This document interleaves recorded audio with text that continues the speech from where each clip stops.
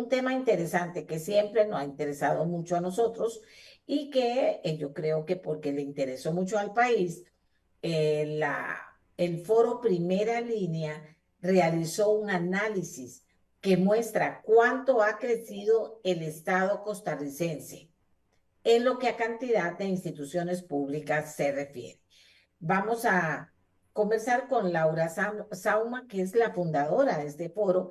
Ella tiene una sólida formación como ingeniera civil y un máster en administración de empresas con énfasis en banca y finanzas y posee una amplia experiencia en puestos gerenciales y en la coordinación de proyectos.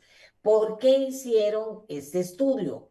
¿Qué comprende exactamente el estudio para luego entrar en el detalle de lo que descubrieron? Doña Laura, muy buenos días. Adelante.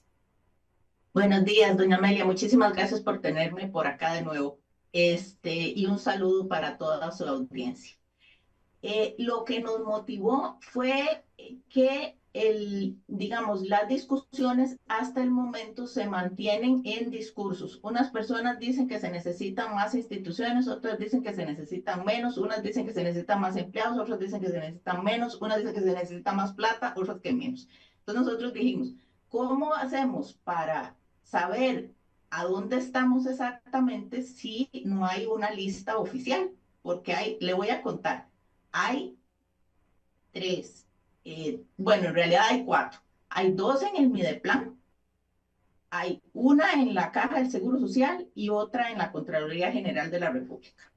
Entonces, nosotros al principio empezamos con la del Mideplan, pero en el camino, como estábamos haciendo lo de las municipalidades también, nos dimos cuenta que la Contraloría calificaba a las instituciones. Entonces dijimos, ah, qué bien, metámosle el dato de la calificación a todas las instituciones.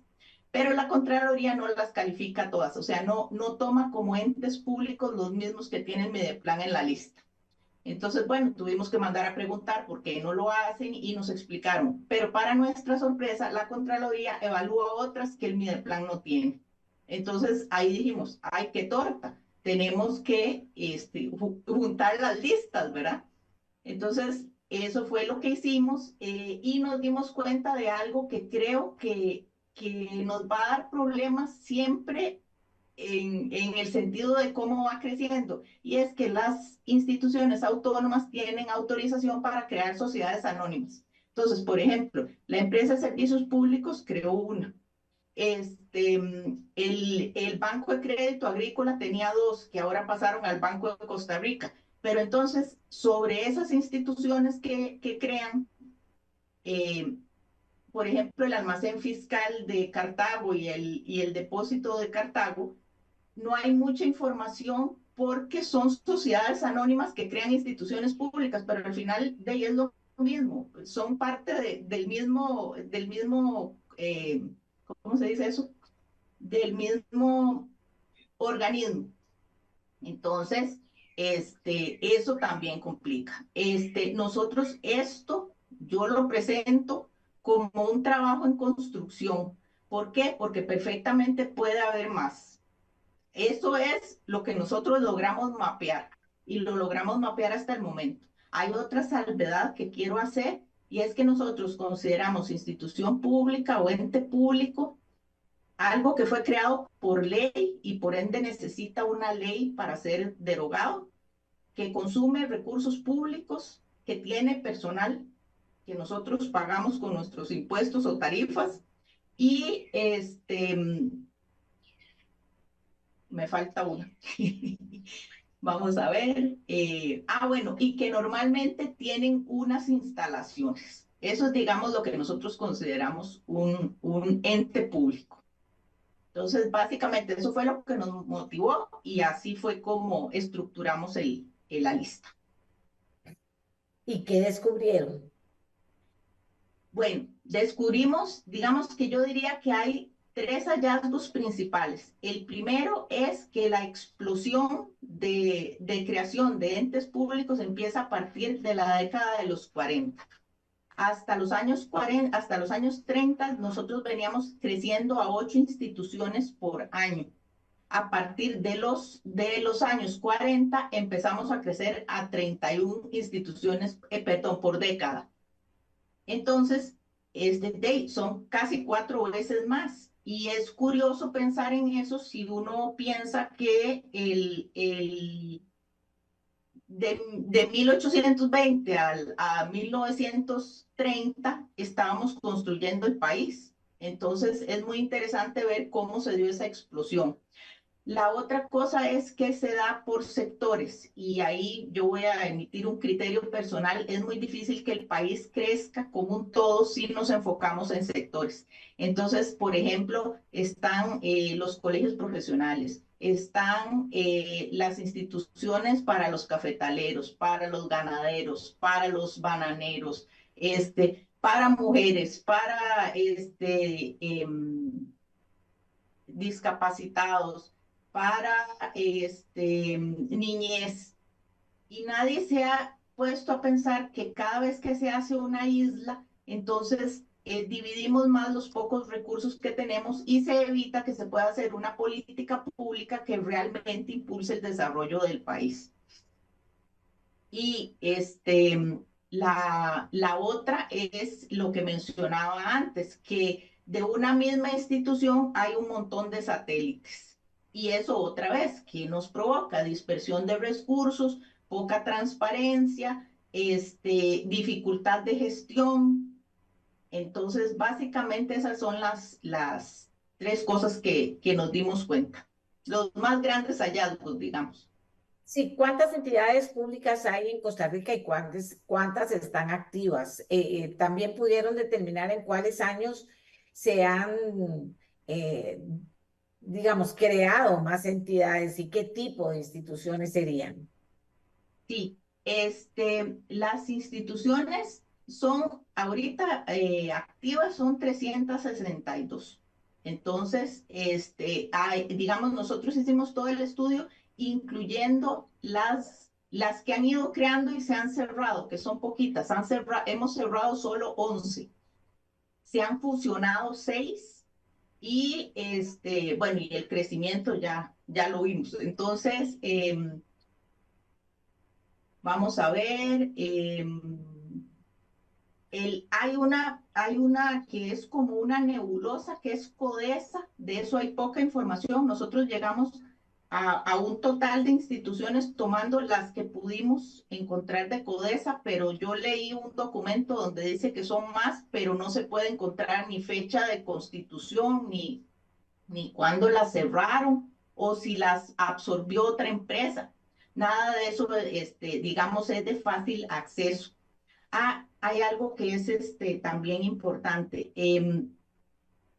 Cuesta mucho conseguir la información. Entonces, cada institución que nosotros registramos tiene el link a la red, a la ley que la dio creación, que la creó, mediante la cual se creó. Pero hay más o menos 40 de las que no pudimos encontrar ni siquiera la ley. Fueron creadas por un presupuesto, cosas así. La década de los 90 es en la que más se crearon 58 Wow. y sí, en su mayoría son gremiales. Entonces, por ejemplo, hay municipalidades, hay colegios profesionales, hay instituciones para gremios específicos. Entonces, y eso ya es percepción mía, lo que yo veo es que hay gente que vio lo que estaba pasando y dijo, yo tengo que blindar mi sector de alguna manera ante lo que está pasando y entonces tengo que conseguir un trato especial porque o las cargas sociales o los impuestos o la burocracia nos van a ahogar. Entonces yo necesito un blindaje. Entonces consiguieron cosas particulares, por ejemplo, los cooperativistas, ¿verdad? Ese es un buen ejemplo. A ver, dígame, hábleme de ese ejemplo. El de los cooperativistas. Ok, ¿Sí? el de los cooperativistas es muy interesante porque los cooperativistas no pagan el impuesto sobre la renta, como cualquier empresa. Recordemos que el parque empresarial nuestro es más del 90% de pymes, ¿verdad? Entonces, estamos hablando de un parque empresarial muy de emprendedores prácticamente, ¿verdad? Entonces, las cooperativas tienen, ellas dicen que pagan las cargas parafiscales, pero es bien interesante porque las cargas parafiscales van para financiarse beneficios para su comunidad o capacitaciones para sus miembros. Además, tienen el ONECOP, creo que se llama, que es el que les da, digamos, no, CENECOP, el que les da la capacitación y los organiza y los representa.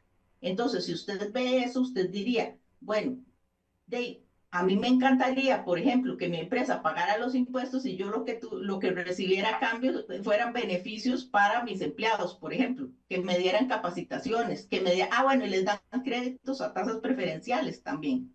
Entonces, es una manera en la cual vemos cómo se toma un sector y se le dan una serie de beneficios, pero el resto los pagamos, porque al final lo que ellos no pagan en impuestos nos los cobran al resto. Por eso nosotros somos un país tan caro, porque unos cuantos sostenemos todo el aparato estatal que se ha ido creando. Aquí tengo personas opinando, voy a rescatar por lo menos uno. Uh -huh. Los partidos políticos tradicionales nos llenaron de instituciones públicas inútiles para llenarlas de pegabanderas, alquilarles sus edificios, venderle ellos mismos los muebles, los homenajes y los servicios que ocupan. La mayoría no tiene procesos ni procedimientos claros, ni se mide el logro de objetivos. Esta es una de las opiniones. Otra opinión es, yo no puedo creer lo que pasa en este país. Finalmente, ¿de qué nos sirve enterarnos que cada vez las cosas funcionan como el cangrejo, para atrás, dice esta persona, y no hemos logrado incidir realmente en el gran tema? ¿Cuál es el gran tema, doña Laura? ¿Cuál es el fin del foro Primera Línea en hacer este estudio? ¿A quién le debe llegar y qué respuesta esperan ustedes? Bueno, nosotros lo que pretendemos es que la ciudadanía se vuelva más exigente cada día. O sea, que una persona tenga acceso a esto y pueda decir, no, mire, vea, nosotros tenemos tantas instituciones en el sector salud, nosotros tenemos tantas instituciones en el sector vivienda. Hay otro caso interesante, si me permite explicarlo, tenemos el Bambi y CONAPE. Y si nosotros tuviéramos un banco de desarrollo de verdad, esos deberían ser líneas que maneja ese banco, en vez de tener bancos comerciales y un banco para vivienda y un banco para prestar para los estudiantes, becas para los estudiantes. O sea, deberíamos tener un banco de desarrollo y ahí agrupar todo esto. Entonces es menos burocracia y más dinero para prestar, que es lo que al final se necesita, y a mejores tasas. ¿Cuál es el objetivo? El objetivo es que le entremos a la reforma del Estado. O sea, el Estado no se puede reformar repartiendo candados. Usted ve, llega la persona, el otro día estaba viendo su programa precisamente y un diputado decía, no, esa institución no la pueden tocar porque es ad honorem y es muy buena porque es una política pública. No, esa no puede ser la forma en la cual nosotros medimos algo. Nosotros debemos decir, ok, ¿qué debe hacer el Estado? ¿Cómo lo debe hacer? ¿Cuáles necesidades tienen que estar a cargo del Estado? Y es una discusión país que no hemos tenido, pero es que no la podemos tener si lo que tenemos son esfuerzos aislados y decir, voy a cerrar esta institución y entonces los otros dicen, no, nosotros esa institución la defendemos y los empleados, por supuesto, dicen, no, es que nosotros somos súper útiles. No, no, no. O sea, tenemos que saber cuánto nos cuesta, cuántos empleados tenemos, qué hacen y decir, esta entonces sí, esta mira, esta sí funciona, esta no funciona.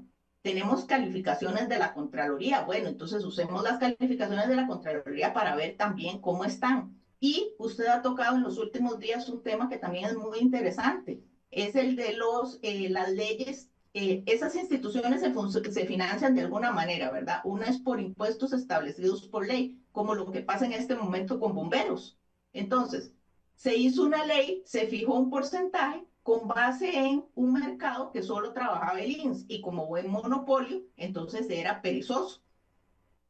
Hicimos la apertura, entonces ahora tienen más ingresos porque, claro, entró el sector privado y el INS se tuvo que despabilar y entonces tienen un montón de ingresos más de los que necesitan. mientras la seguridad va quedando. Entonces, ese tipo de cosas no se pueden fijar con ley y se tienen que revisar. Eso es otra cosa. Las instituciones deberían tener periodos de revisión cada 5 años. Esto todavía es una necesidad. No, mira, ya no se necesita. ¿Cómo es posible que nosotros tengamos una institución para cuidar la cuenca del río Reventazón? O sea, porque hubo una inundación no sé hace cuántos años. Eso no puede ser. O sea, imagínense si tuviéramos una institución por cada cuenca del río en este país, ¿cuántas tendríamos? Eso es algo que puede manejar el departamento del ministerio y simplemente llevar ahí el control o no sé, la Comisión Nacional de Emergencias, si es por eso. Pero no puede ser que para una cuenca de un río haya una institución. Y lo otro que nosotros vamos a seguir ahora es cuando andan buscando ingresos para algo, porque evidentemente el Leviatán es demasiado grande y muy caro, entonces siempre dicen, aumentemos los impuestos. No, yo lo que quiero es que esté la opción de, esta institución se podría cerrar, ¿cuánta plata nos queda?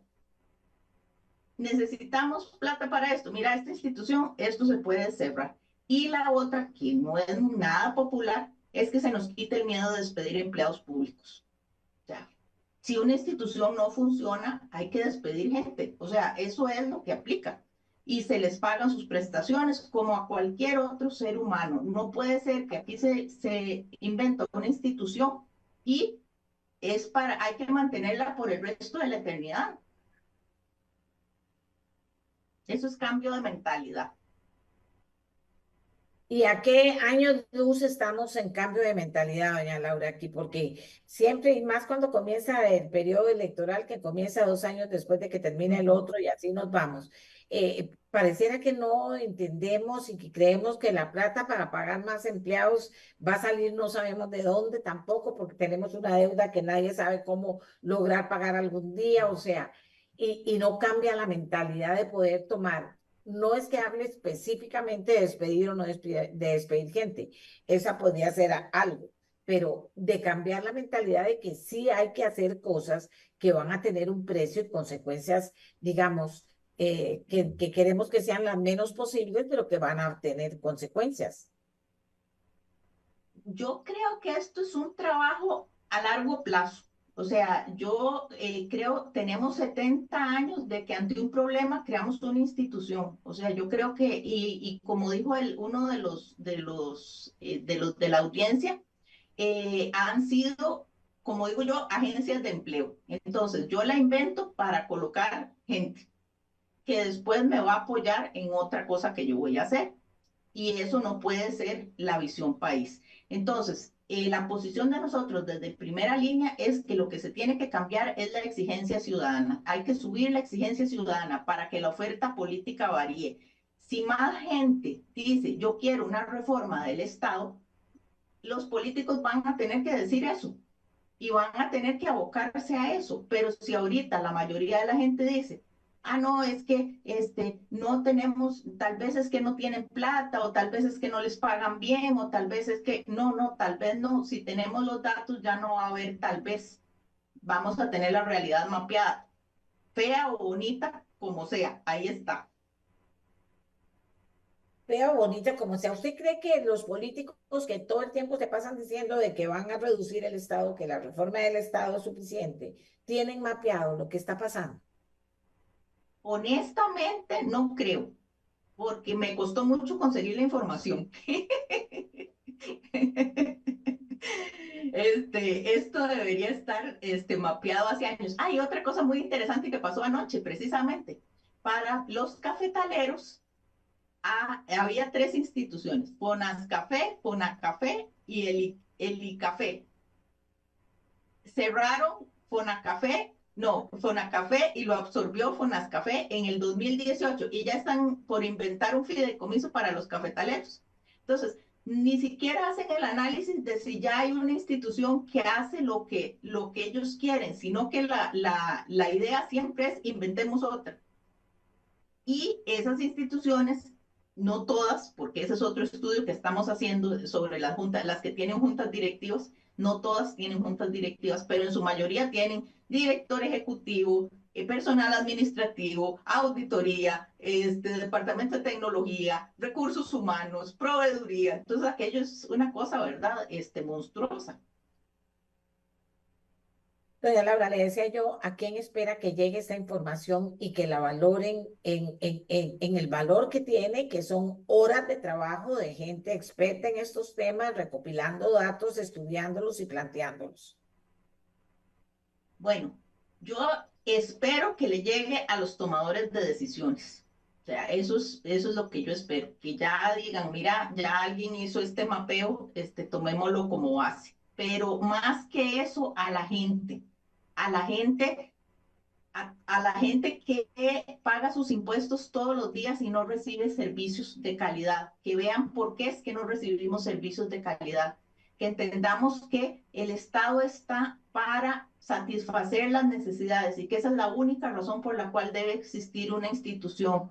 Las instituciones públicas no son para dar empleo. El empleo lo da el sector privado. El Estado debe ser el facilitador para que el sector productivo pueda generar empleo y pueda generar riqueza. Generar riqueza es bueno, generar riqueza hace que las personas vivamos mejor, genera bienestar y el Estado debe dedicarse a cosas específicas que, como le decía al principio, es la gran discusión que no nos hemos atrevido a tener.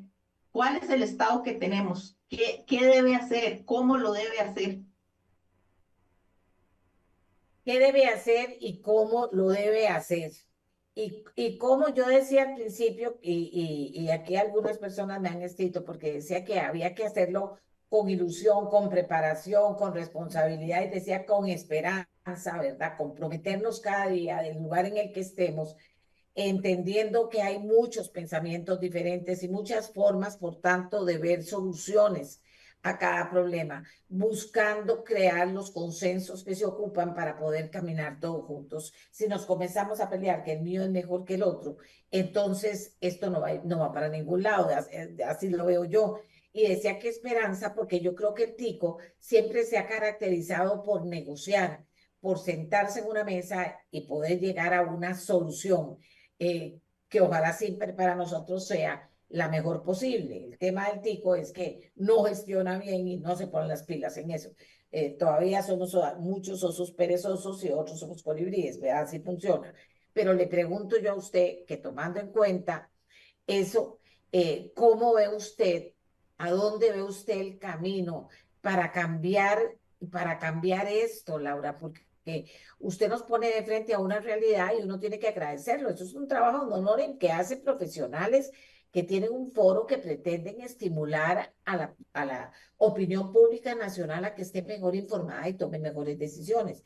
Pero a la hora de la hora, todos nos marean con el tema y resulta que el tema nunca avanza, Laura. Bueno, el consenso es necesario. Hay algo que hay que tener, vamos a ver, yo soy realista, yo soy muy idealista, pero también a la vez muy realista. Es un combinado un poco especial. Tenemos 70 años de hacer las cosas de una manera y estos son los resultados que tenemos.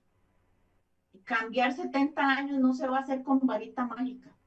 Eso Ajá. es imposible. Entonces, si nosotros no tenemos esa percepción desde el principio de que esto es difícil, de que es cambiar la mentalidad, de que es lo que hemos hecho por tantos años y así nos acostumbraron y que, como le decía, ante un problema la solución es o un impuesto, o un trámite o una institución, entonces es romper paradigmas. Ahora, claro que con esperanza. Por ejemplo, Irlanda hizo una reforma tributaria en los años 90 y salieron volando. Ok, bueno, si nosotros hacemos el análisis del estado que tenemos y definimos cuáles áreas deberíamos priorizar, y sí va a haber sectores afectados, sí, ¿por qué? Porque lo que yo le decía al principio, hemos crecido por sectores y por sectores, un país no crece por partes, un país tiene que crecer como un todo. Entonces sí, y va a haber gente que se ve afectada. Y otro señor lo decía hace en uno de los comentarios también. Hay muchas personas que se benefician del sistema, se benefician los que alquilan edificios, se benefician los que dan, les adjudican las contrataciones. Sí, o sea, no es solo que, digamos, el Estado son los empleados públicos, no, hay toda una telaraña alrededor y es así. Entonces, todo eso es trabajo de hormiga. Hay que empezar. Este era el primer paso. Ya lo tenemos mapeado, ya lo tenemos al frente, ya la gente puede decir con propiedad, bueno, estas son las instituciones. Dentro de poco vamos a tener ya los datos, ese es el siguiente estudio, por sector, con presupuesto, con calificación de la Contraloría. Entonces, cada vez va a ser más difícil que un político inescrupuloso diga, ah, no, no, si todo está muy bien, aquí no, lo que hay que hacer es crear otra institución para que haga esto. O sea, bueno, entonces la gente va a decir, no, no, no, ¿cómo? Si ya hay 5 que hacen eso mismo. O va a haber menos resistencia a proyectos que pretendan fusionar o cerrar una vez que se haga el análisis completo. Pero es que era lo que yo le decía al principio, hay que tener todo el mapa para dejar la repartidera de candados que no nos va a llevar a ningún lado.